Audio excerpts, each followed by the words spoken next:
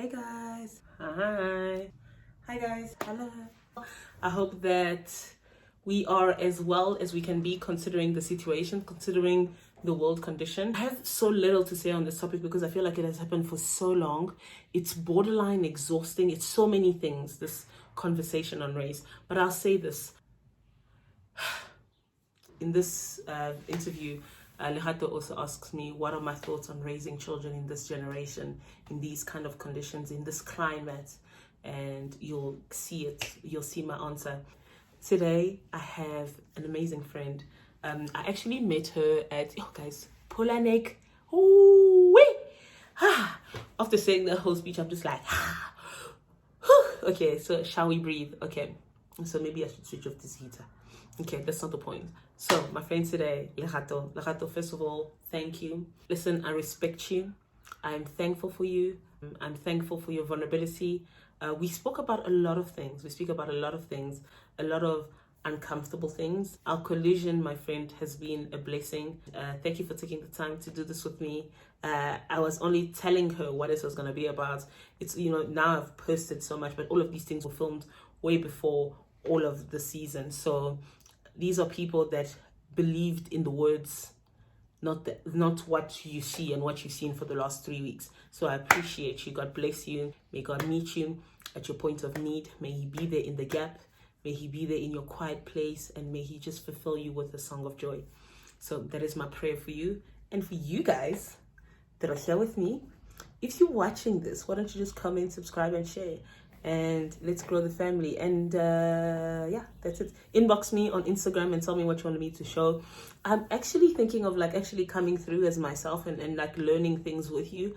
I'm a makeup artist, yes, but I'm actually not amazing. I'm not amazing at doing my own face. So that's a journey that I definitely want to take with you. So just, hang on tight.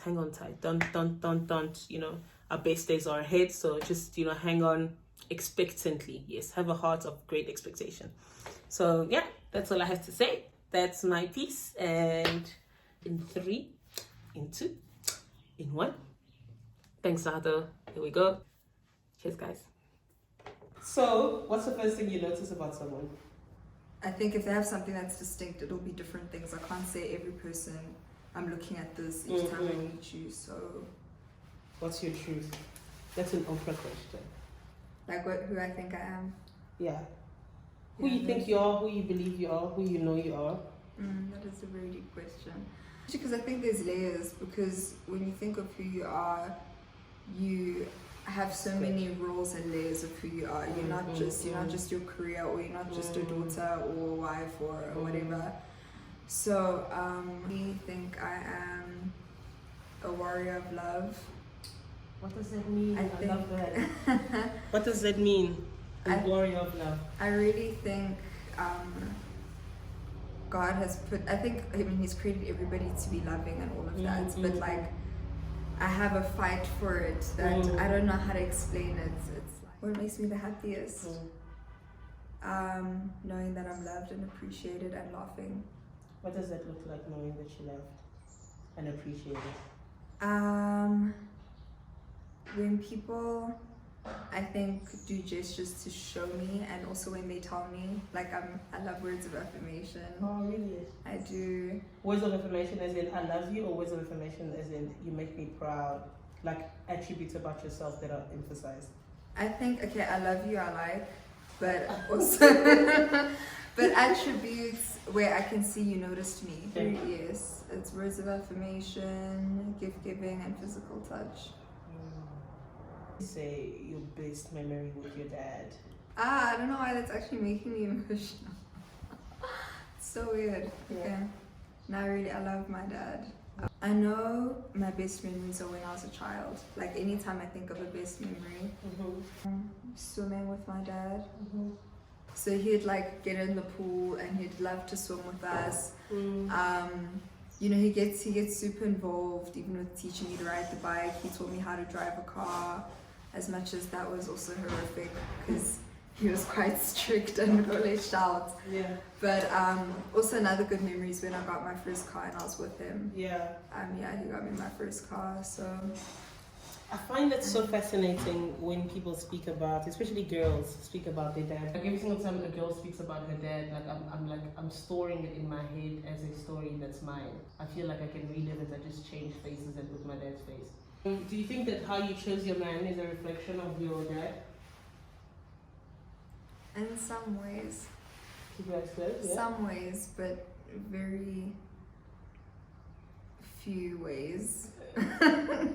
From my dad, he's always been like my biggest cheerleader and like a protector, and I think he's the type where he'll drop everything for you. Like if something very serious is happening, he can literally just leave the office and be like, oh my goodness, okay, you know. So I wanted someone I can see I'm always like a priority to them, and just I guess some of the certain values that I've also just seen with my dad.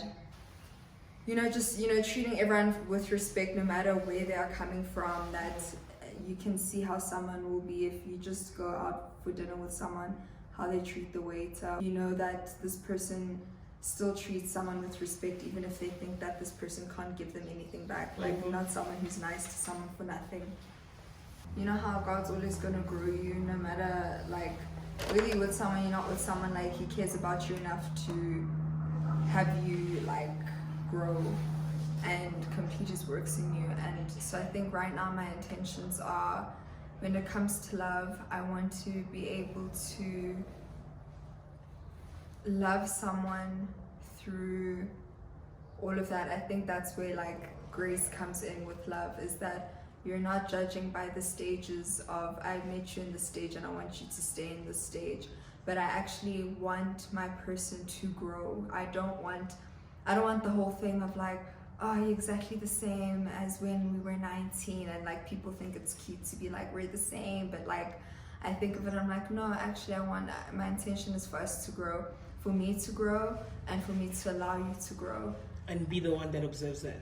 Yeah, and be the one that observes that. I mean, it's the most beautiful thing. You're the only person, when you stay with someone for life. Friends, okay, I know there are like lifetime friends, but you know, most people come in segments of your life, and then there's this one person. It's like an honor. Yes, it's an honor. It's no longer just you completely. See, yes. Yeah, the fact that, I mean, you've been chosen to witness God complete his works in someone is like incredible. So I think that's my intention now, currently, just to just allow that to happen and learn to love that person in every season. Compared to back in the days? Back in the days, I remember I wanted to protect myself. I remember a lot of how I was doing things was also very to be by the book, because I thought that's how to protect myself. So if I have this checklist of, okay, God, you said 1, 2, 3, sharp, and then this is the person I should be marrying, and when they start going off of the list, I used to get irritated. And like, delete? No, I wouldn't delete, because I'm someone where, like, when I'm committed, like, I will try, I have endurance, but I get irritated and I'll complain and whine and be annoyed and be like, God, your son, please, like, what's this? And obviously, even now, I can still have those days, but I just look at it differently. I think my intentions then had more to do with me than the other person, if I had to be honest. Whereas now, my intentions have to do with the other person. Now I actually want to love someone through their growth. You speak of like marital commitment, but you're speaking about dating. I find that so interesting. Well, because, I mean, like I told you, I mean, I'm not in a relationship just to like be for fun. Yes, so obviously in my mind it's for the purposes of marriage. Yeah. So I need to, I don't know, I think I don't think when you sit there and you say your vows, all of a sudden some light bulb goes in your head and you like, out of nowhere, oh my goodness, I now love you unconditionally. Please can I tell you that I always used to say that, eh? Really? Yeah, I always used to say, I'm going to love at the altar. And I think I was speaking from a hurt love. I was speaking from, not a hurt love, but a afraid love. The person that was too afraid to love. That only wanted to love in the comfort of matrimony. But the reality of matrimony is that you must be willing to be uncomfortable and go through fear before you get to the aisle. Do you know what I mean? But I remember when I went into university and Credo, the advice that he gave me for university, Credo is my brother, by the way, the advice that he gave me for university is that you must be respected all your life. So whatever you choose to do, I'm not going to tell you what you must do and what you mustn't do with guys, but I must be able to get into any boardroom and the man must be able to look at me in the eye. And 20 years later, you must be able to get into any boardroom. And for some reason, I translated that to, I don't want borrowed love. Because people that disrespect you or people that usually have seen your intimate moment didn't respect it. Or the intimate and vulnerable you, the naked you, didn't respect it. And so now they feel, entitled to disrespect you. And so for me, that was such a huge thing. And so I always say that, you know what, I'm not going to do this love thing. I'm going to do marital love. And so I never... So I find solace in that in marriage, he has no choice. It sounds harsh, but he has no choice but to love me. But as a boyfriend, he can leave me. And so I always said, I'm going to truly love in marriage. Because then it's like a sibling. You have no choice to love me. And I'm a representative. I'm a representation of you. I'm an extension of you, There's never been anyone else where I have thought like this with, and I think it's because I allowed myself to see it. Like, I allowed myself to figure out, how do you do this? Because I'm like, oh my goodness, because I think now it's been 3.5 years, and I sit and I think, you can get irritated when God is taking this person through a season you just don't understand, and I'm just like, God, how's this going to work? Like, I just don't understand. And I think also because I can be quite sensitive, and I think the devil would be in my ear and be like, haha, you'll never be able to be married. He always used to tell me that I would never handle marriage, that my heart would never take it. And I was like, no, I refuse. How does this happen? And then I realized grace needs to take place because I can't do it in my own strength. There's no way a normal human can just see someone go through all of this in life and be like, oh great, I still love you. You said the devil always used to tell me that you would never be able to handle marriage. How did you know that was the voice of the devil and not yourself? Me. Because you see, when someone asks me how do I hear the voice of God, or how do I know something's the devil, and I feel like the voice of God is in line with the word. Yeah. But how do you know that? How do you know? Because I think it's very important that you say that. Because the reason why I'm asking you that is maybe I'm dealing with a devil fight, but I'm calling it my fight, and therefore not tackling the problem at the root. Do you know what I mean? I think, firstly, in any moments when you're operating from a place of fear, it's not God. And then how do you know it's not you? You can be experiencing fear from yourself, but where does fear really come from? Because I believe that fear is a spirit.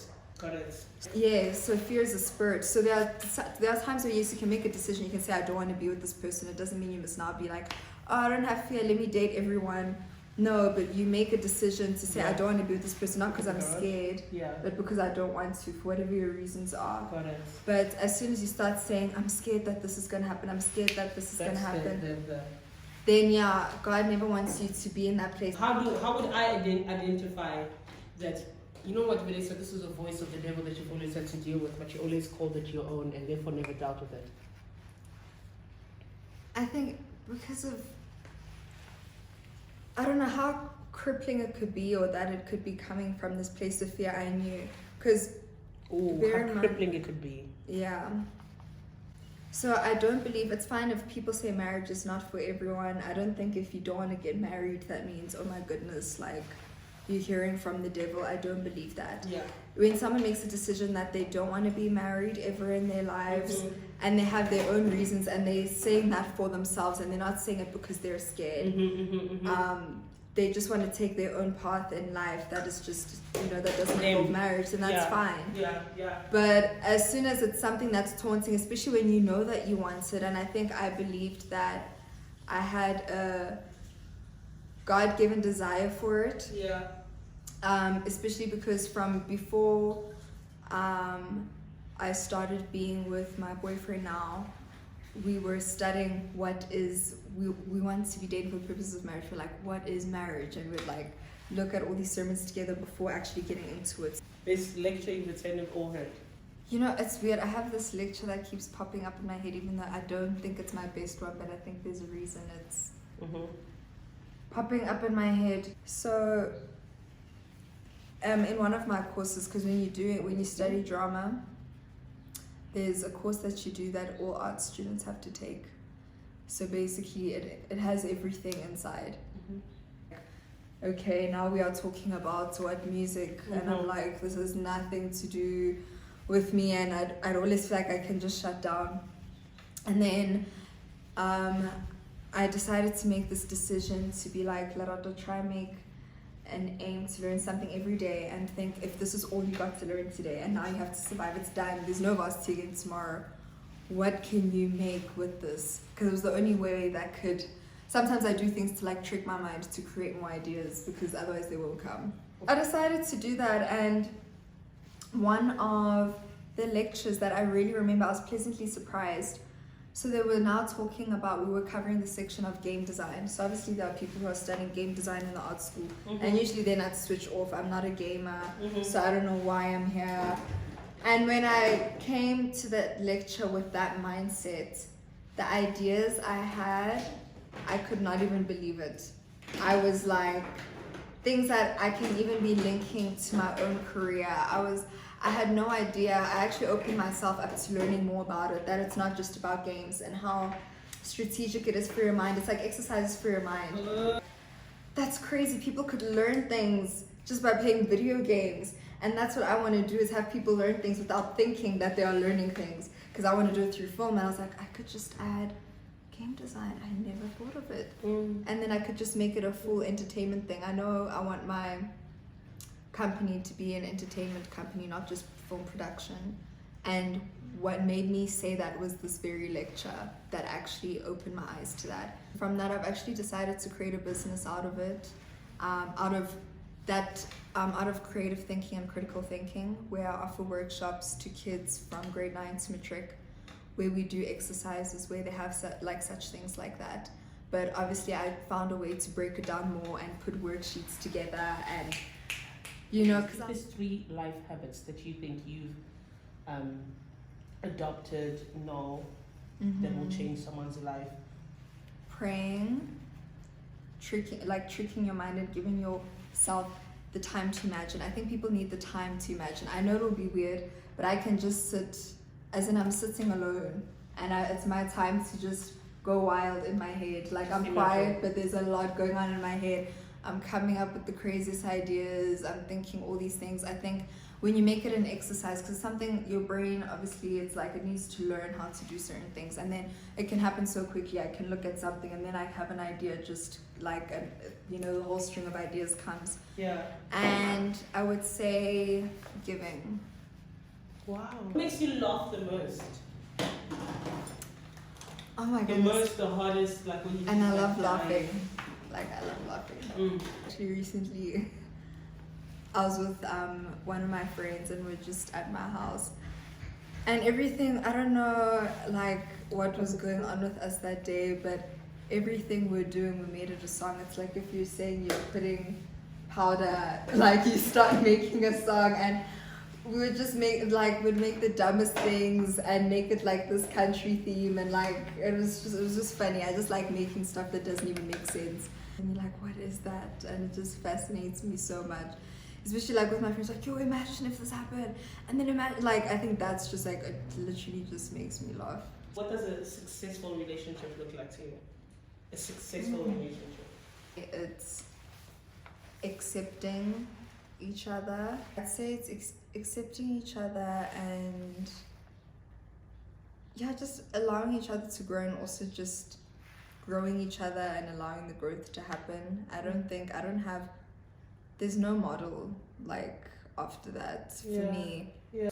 3 things you would want your daughter to know about.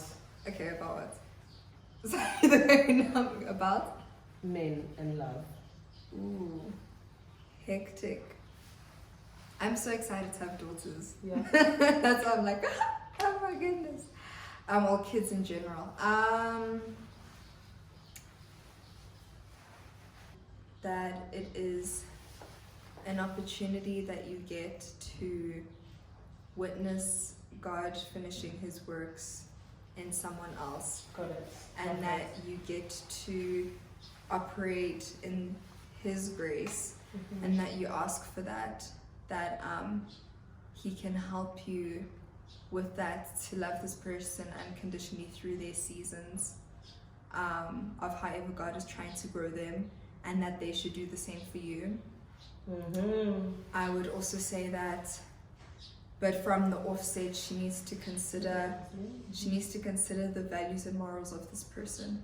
To look for someone who has the same values and morals, and she needs to see for herself. She needs to decide for herself while she is single what those are and what that looks like, because she mustn't want that now when she has found the person, because she's going to change him. Yes, she's going to have the desire to either manipulate what she wants because she already now loves this person and decrease what she wanted, or she's going to try make him a project and change him. To understand that this person goes through seasons, like, and maybe I can make a series of dumb decisions. That doesn't mean I'm dumb. Got it. And that's a hard thing as a human to accept, because I know we do a lot, but we look at what people do and then that's what we say, that's who they are. And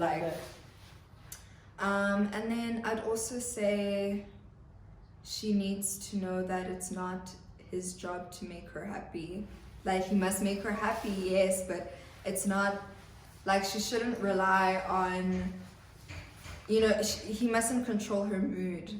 Like, oh, he's having a grumpy day today, and now my day just sucks because he didn't say I look beautiful this morning. Can I tell you that was one of my biggest issues? That was my biggest issue. That's why I want to tell her that. Huge issue. Where just because things weren't roses in the parks in the relationship, I feel like my whole day is just like, what's happening? What's the point? To be able to have joy without relying on him to do it. I'm not saying he must now be there to upset her, but yeah, she needs to be able to still be her own whole person, because they need to both be wholes and come together. I actually have a question for you, since we're on the topic of kids and we're talking about our descendants. I really want lots of kids. I know he wants a lot of kids.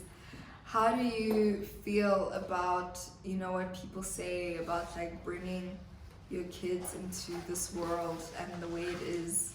I haven't really had much thought, because I am a product of grace.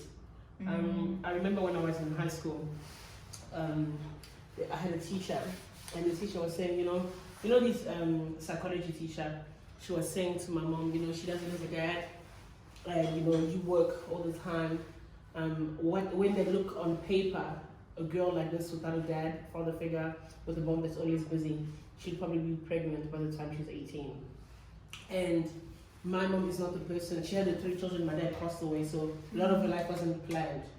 Like, everything about my siblings and I, even the degrees that we've got, is not stereotypical.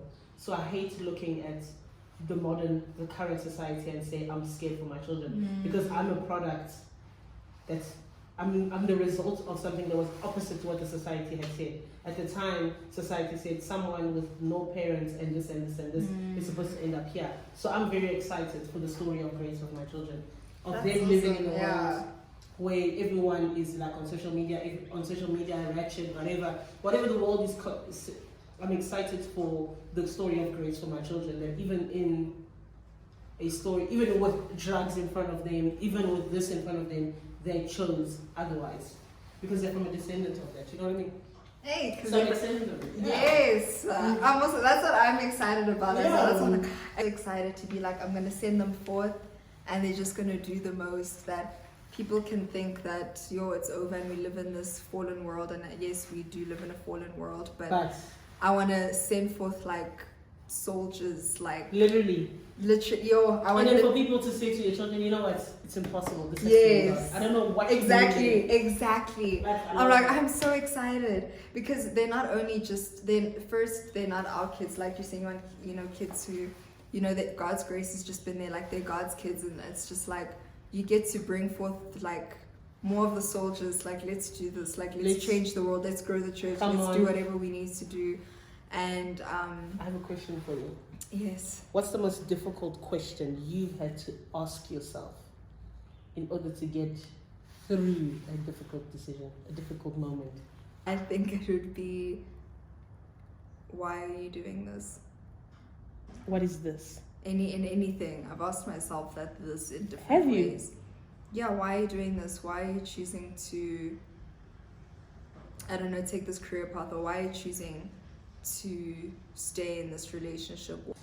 It could be like you're really in anything. And the thing is, sometimes people think that it's a difficult question when you are doing something where maybe you don't like it, and you're trying to figure out why are you doing this. Like, for example, if someone's like, why am I staying in this relationship? If it's like, if they're unhappy in the relationship, let's say, for example. But when you start asking questions of even why you're doing this, even though it's a good thing, but you don't even know why you're doing it. That's like awesome, bruh. Why are we doing it? Why? Yeah. Because it feels nice, and then what? So, yeah, I think it's a difficult question to answer, but you get to know more of yourself, and I think you get to also love yourself more through your decisions instead of hating yourself through them. If you do anything bad, not that you must continue. If you know you've done something that you want to stop, but you start thinking, why did I do that in the first place? And you give yourself the opportunity to answer that why reason, and you don't judge yourself for it anymore. You know you don't want to do it anymore, but you're like, I understand why I did it, I just don't want to do it anymore. And you're like, you know what? I forgive me. I forgive me. It's okay, and just don't do it again. So good. How did you manage to pull the pieces of yourself together after that breakup?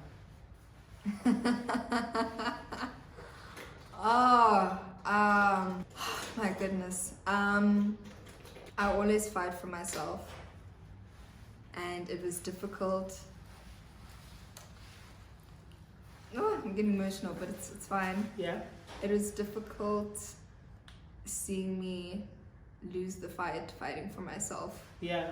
Like fighting for myself in terms of, you're not gonna sit and let this girl come, you know, you love yourself, you're gonna do this. Yeah. You're gonna continue, you know, like doing the things you love, you're gonna continue walking with God, you're gonna continue, like, Lerato, fight, like, you know who you are.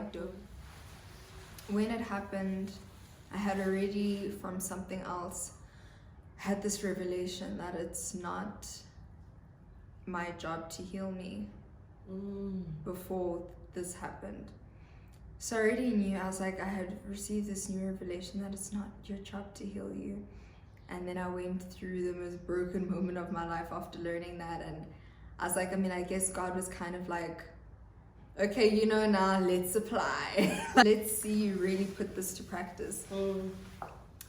So I was waiting for him to do it, and I didn't know why he was taking so long. I don't want to ruin all the nice makeup you made. I remember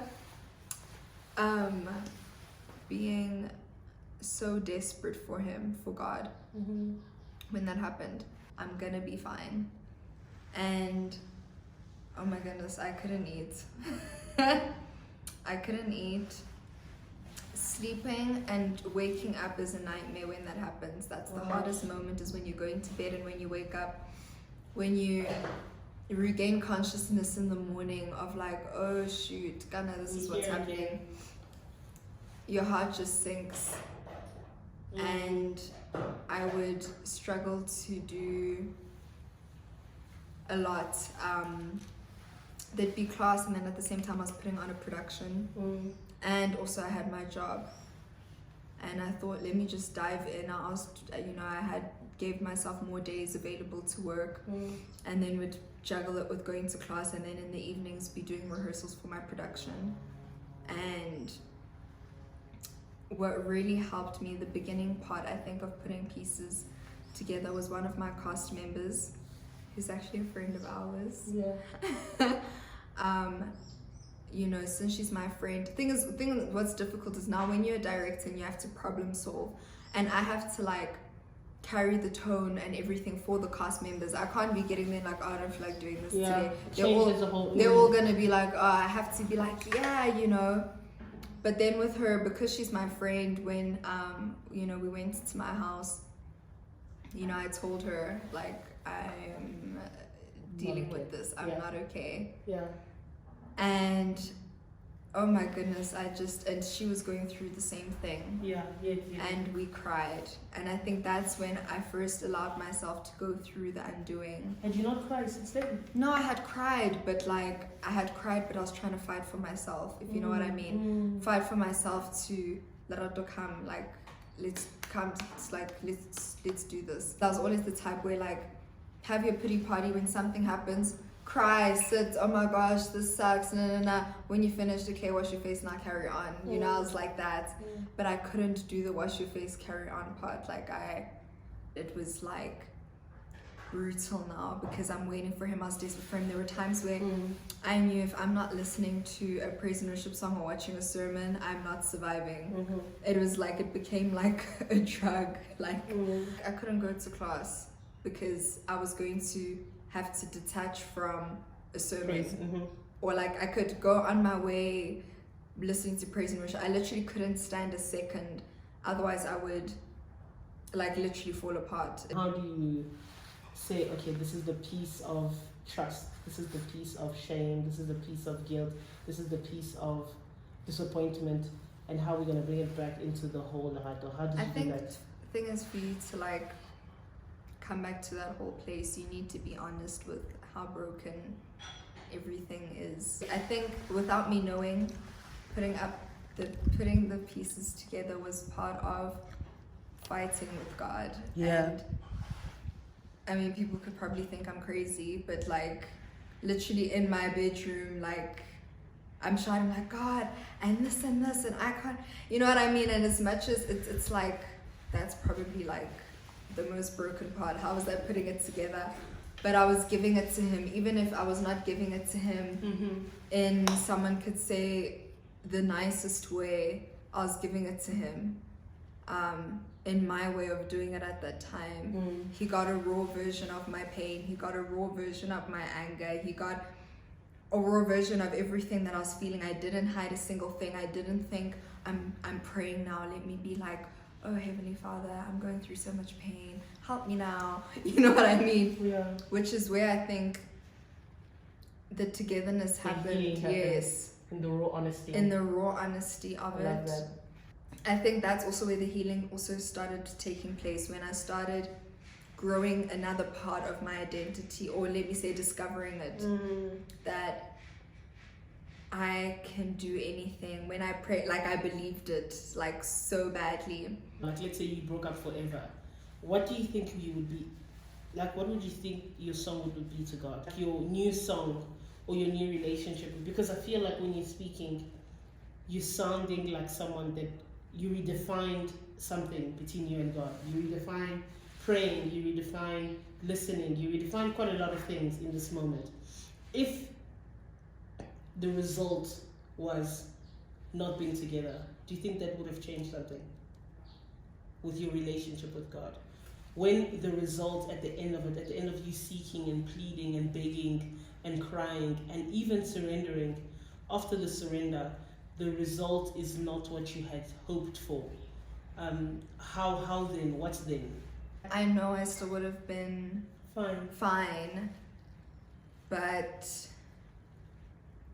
I think there would have been a lot of confusion, and I think that's what would get me even then. And even now, still, there's like other things that I'm trying to figure out where there's a bit of confusion. People think that if only I could hear God, things would be a bit clearer. You don't think that? I don't think that. I Why think you'll not? end up being even more confused. We all think that. We all think if we're because remember, spirituality is a journey. Like Yeah. even hearing Him, you hear Him like differently as you go in your relationship. And I think if I just get I would know, I would not question you, Lord. I'd be like, sometimes I feel like if you could just sit here in the lounge and just say like, Dude, how many times? you know what I mean? I'd be like, yes, I know it's you, cool, great, got it. And I realized that it's actually more conflicting and confusing because when you're hearing Him, Yeah. and then when what you're seeing is different, that is the most confusing thing. So now if He actually sat on your couch and said it, and now you are seeing, and then you're seeing something completely different, you're like, what do you mean? Whereas when you never heard from Him. But you know what I do feel though, hey? I would be more accepting. I'd be like, okay, cool, this guy's not my portion, let me move. But the fact that I'm not hearing from you and you're not here with me to just make this decision with me, then I'm like, then I'm gonna cock up then. What if I'm back to the pieces and I can't put myself together? And so now there's this fear of like, I don't even want to make the next move because I really don't, I've been there in the pieces. I really am not going back. Yeah, thing is, I know what you're saying. I have felt that thing where, especially when it comes to pain, there's a time that pain used to cripple me. I can make a decision just to not go through pain. Mm-hmm. Like debating with yourself. I think try it. Talk to Him. And if He's not giving you an answer, be like, okay, God, I'm going to try this and still include Him on the journey. I want you to be there and try it. And even if you make a mistake or you do whatever, remember He'll use everything for good. I don't know at what point I thought that God was supposed to do everything. I don't know when I messed up that definition. I don't know who taught that to me. But at some point I thought that He was going to avoid people hurting me. At some point I thought that He was going to stop, like, if someone is coming home for me, He was going to blind them to not even see me before they even hurt me. And now in life, when I'm experiencing hard, sore, like, ish, God, I'm sore. Right now I'm sore, and I thought that you were going to, I didn't call for this, so why didn't you protect me? Yeah, I know that one. Especially if you're in a situation and it's not your fault that you're in it. Like, and it's like, God, I came to you when I met this person. The moment I met him, I didn't cut from you. I met him, I came to you. I came to you I came to you when he said this thing to me. I wrote it down to you. Why am I here? I came to you in every moment. I came to you. I never parted from you. And then I was even telling Peter yesterday, he's like, when I asked him, what would you tell your child? He says, I would tell him not to part from the Bible. And I'm like, I feel like that's, I don't know, there should be a little bit more to that, because some people don't part from the word and they still get extra pain. And that sucks. It sucks big time. Anyways, let me show you the mirror. We are done. I'm excited. Oh my goodness. Oh my word, Vanessa. Just have lipstick Yeah, on your teeth. in my teeth, yeah. Oh my goodness, it's so pretty. Ah. I love